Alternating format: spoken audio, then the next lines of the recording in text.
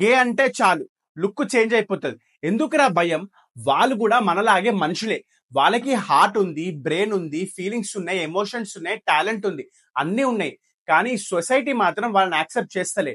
ఎవరు వాళ్ళకి జాబ్ ఇవ్వరు, ఫ్రెండ్షిప్ కూడా చేయరు. గే అనే వర్డ్ ని ఒక డబల్ మీనింగ్ వర్డ్ లాగా క్రియేట్ చేసిరు. విఘ్నేష్ తమిళనాడులో సూసైడ్ చేసుకుండు వాళ్ళ కాలేజ్ లో హరాస్మెంట్స్ అండ్ ర్యాగింగ్ చేసినందుకు. అంకిత్ ఢిల్లీలో వాళ్ళ ఓన్ ఫ్యామిలీ వాని గే అని యాక్సెప్ట్ చేయనందుకు డిప్రెషన్కి వెళ్ళిపోయి లైఫ్ ఎండ్ చేసుకున్నాడు. మొన్న హైదరాబాద్ లో రాజ్ వాళ్ళ క్లాస్మేట్స్ తిడుతున్నారని హాస్టల్కి వెళ్ళి హ్యాంగ్ చేసుకొని చచ్చిపోయాడు. In past few years 23,000 LGBTQ వాళ్ళు సూసైడ్ చేసుకొని చచ్చిపోయారు.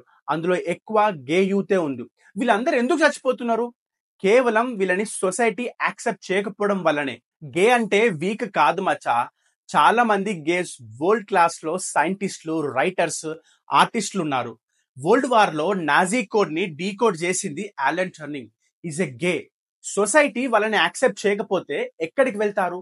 వాళ్ళు కూడా మనలాగే పుట్టారు, మనలాగే నవ్వుతారు, మనలాగే ఏడుస్తారు. మీ ఫ్రెండ్స్ లో కూడా ఎవరైనా గేస్ ఉంటే వాళ్ళని చిన్న చూపుతో చూడకండి, కొంచెం మంచిలా చూడండి.